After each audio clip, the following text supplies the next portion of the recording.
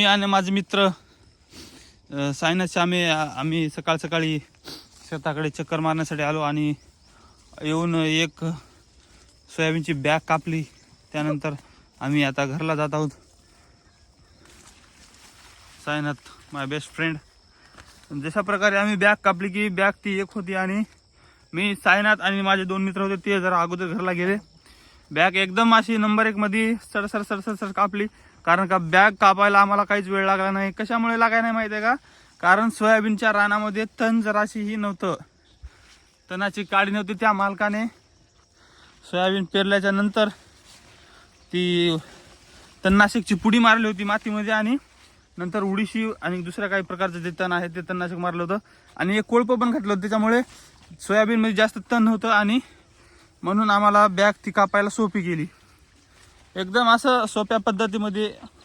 सायनाथला विचारतो की बा कसं सोपी होती काय म्हणजे कापायला बॅग. सायनाथ कशी होती? प्लीज मार्गदर्शन सायनाथ. कशी होती बॅग कापाय? सायनाथ बस रे बंद कर माया. या माय ब्लॉक आहे की येड्या. हा भाऊ, हा आम्हाला तुम्ही मोरी जाते ना आहे की असलं का मग आता किती वाजता आला झोपेतून उठून खरं सांग की इथून सुरुवात होती की मग आता ब्लॉक. मधून होत नाही. अरे वा मायला काय वंगळायचं राहणूक माया सांग. जाय मी तिथे सोयाबीन गोळा करा येणार नाही. आम्हाला मोहरी जाऊ देणार आहे की सांग. लागलं काय सांग की मग किती बॅग होती? 2 बॅगा होत्या 2. सोपायला कसं सोपं गेलं की नाही कापाय? कसं सांग की थोडं कसं गेलं ते. आता सोपं म्हणलं आता याला कसं कळलं? सुरू केलं की संपून गेलं. बघा किती सोप्या पद्धतीमध्ये सायनाथनं सांगलेलं आहे. आता बघा हो का इथून असं उडी कसं मारते. हो का बघा जड ग. लगेच आता दुसरे का 10 किलोचं सोयाबीन आम्ही गोळा करायला जात आहोत. हो का तिथं तर लय प्रॉफिट आहे आम्हाला. 10 किलो घेतला आम्ही 2,000 रुपयाला. हा लगेचच हो का इकडे पण दुसरं सोयाबीन कापाय आणखी एक 10 दिवसामध्ये येईल. कारण का ओली शेंग आहे. असं जर कापलं तर ते मध्ये नासून जाते म्हणून काही कापत नाहीत आम्ही.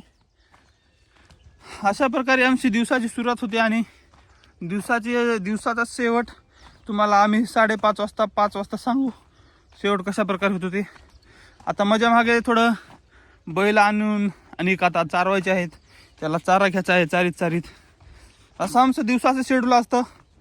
दुपारपर्यंतचं शेड्यूल मी तुम्हाला सांगलंय. आता सांजच्या बारचं शेड्यूल तुम्हाला मी 4 ते 5 साडेपाच वाजेपर्यंत पोस्ट करेल आणि तुम्हाला कळूनच जाईल की बा मेहनती शेतकरी किती कष्ट करतो. हसण्यासाठी नाही जोक का मेहनतीसाठी आहे, जिद्दीसाठी आहे. कारण चिकाटीने जे करतो जिद्दीने जे करतो तो समोर जातो. अशा प्रकारे मित्रांनो आमचा ब्लॉग संपला म्हणून मी तुम्हाला सांगतो हॅप्पी युअर डे. आजचा दिवस तुमच्यासाठी सुखाचा जावं, आनंदीचा जावं. 5:30 वाजता 4 वाजता आणि मी तुम्हाला भेटतोच. धन्यवाद.